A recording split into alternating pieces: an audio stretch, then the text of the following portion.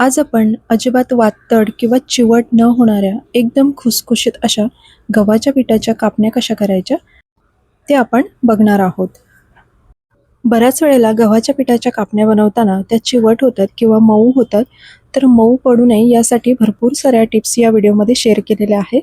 तर व्हिडिओ कुठेही स्किप न करता पूर्ण पहा. तर स्वागत आहे सर्वांचं शिल्पा होम किचनमध्ये.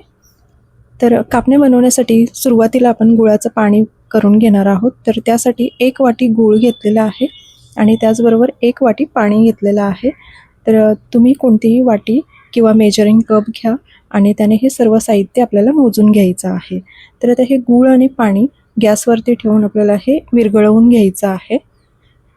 गूळ पूर्ण विरघळला की ते थंड होण्यासाठी बाजूला ठेवून द्यायचं. आणि आता मी एका दुसऱ्या पसरट भांड्यामध्ये 2.5 वाटी गव्हाचं पीठ आणि अर्धी वाटी बेसन घेतलेलं आहे, म्हणजेच डाळीचं पीठ.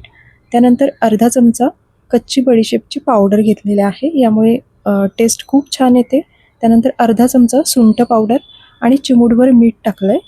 आता हे सगळं व्यवस्थित मिक्स करून घ्यायचं आहे. आणि जे आपण गुळाचं पाणी घेतलं आहे ते पूर्ण थंड झालेलं आहे आणि ते पाणी आपल्याला गाळून यामध्ये टाकून घ्यायचं आहे. पण त्यापूर्वी आपण या पिठाला मोहन देणार आहोत, त्यामुळे या कापण्या मस्त खुसखुशीत अशा तयार होतात. तर इथे मी 3 मोठे चमचे तेल गरम करून घेतलं आणि हे कडकडीत तेल आता या पिठावरती घालून घ्यायचे आणि हे व्यवस्थित मिक्स करून घ्यायचे. तर सुरुवातीला चमच्याने असं मिक्स करून घ्यायचं, नंतर मग हाताने हे तेल सगळं पिठाला व्यवस्थित चोळून घ्यायचं आहे. तर तेलाऐवजी तुम्ही तुपाचं मोहनसुद्धा घालू शकता, त्यामुळे या कापण्या अजूनच खुसखुशीत तयार होतील. तर मी इथे तेलाचा वापर केलेला आहे. आणि आता हे जे गुळाचं पाणी आहे ते गाळून आपल्याला या पिठामध्ये ॲड करायचं आहे.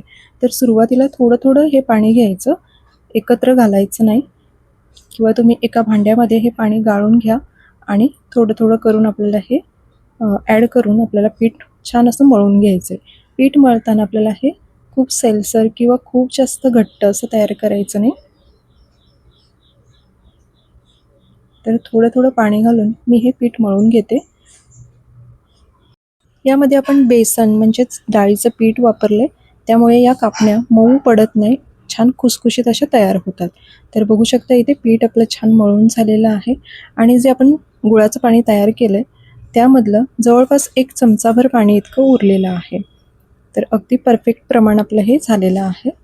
तर 1 वाटी गूळ आणि 1 वाटी पाणी घ्यायचं, म्हणजे हे अगदी व्यवस्थित तयार होतं. 5 ते 10 मिनटासाठी हे पीठ मी झाकून ठेवलं होतं, त्यामुळे हे पीठ छान भिजलं जातं. आणि आता या पिठाचे गोळे तयार करून घ्यायचे, जसे आपण चपातीसाठी करून घेतो त्यापेक्षा थोडेसे मोठ्या आकाराचे इथे मी गोळे तयार करून घेतले. आणि नंतर आपण हे लाटायला घेऊया. या पद्धतीने गव्हाच्या पिठाच्या कापण्या तुम्ही नक्की बनवून बघा.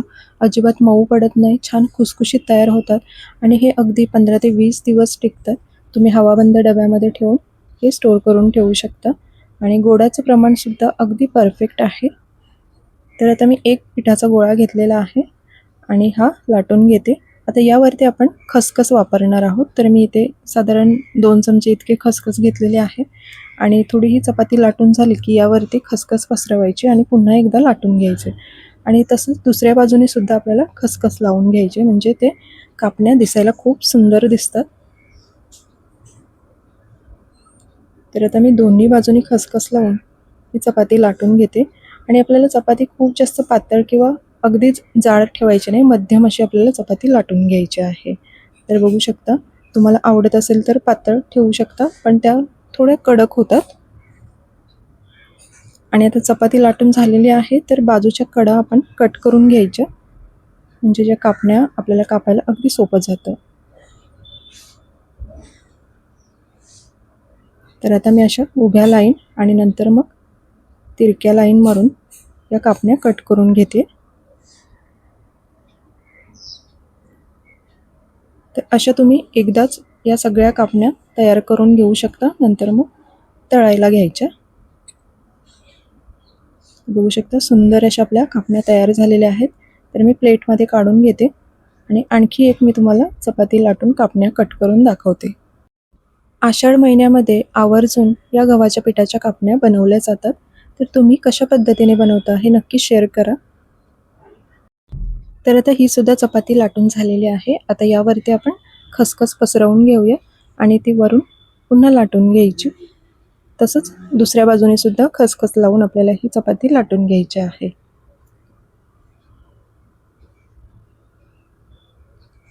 तर बाजूच्या कडा कट करून घ्यायच्या आणि कापण्या आपल्याला कट करून घ्यायच्या आहेत. अगदी पटापट तयार होतात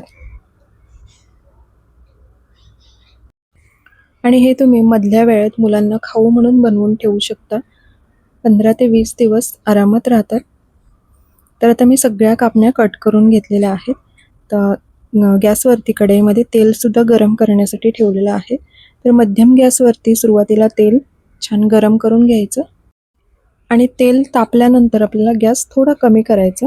तर मध्यम गॅसवरती आपल्याला या कापण्या छान खमंग अशा तळून घ्यायच्या आहेत. खूप जास्त मोठा गॅस ठेवायचा नाही, कारण आपण यामध्ये गुळाचा वापर केला आहे, तर त्या करपण्याची शक्यता असते आणि नंतर मग त्या मऊ पडतात. त्यामुळे मध्यम गॅसवरती आपल्याला या छान तळून घ्यायच्या आहेत.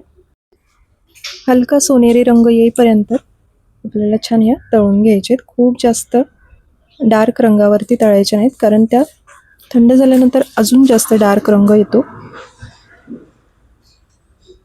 आणि बघा मस्त कलर आलेला आहे. तर मी ह्या काढून घेते आणि आता गॅस पूर्ण कमी करायचे, कारण तेल तापलेलं आहे. तर कडकडीत तेलामध्ये जर का या कापण्या सोडल्या तर करपू शकतात, म्हणून गॅस कमी करायचा आणि नंतर दुसरी बॅच टाकायची आणि यासुद्धा मस्त खमंग अशा तळून घ्यायच्या आहेत.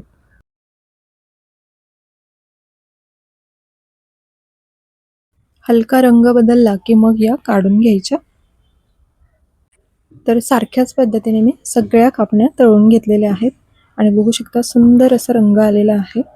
आणि जी आपण खसखस लावली ती सुद्धा खूप सुंदर दिसते. आणि मी एक तोडून दाखवते. बघू शकता अजिबात चिवट झालेले नाही, मस्त खुसखुशीत अशा ह्या कापण्या झालेल्या आहेत. तर आजची रेसिपी तुम्हाला कशी वाटली हे कमेंट्समध्ये नक्की सांगा.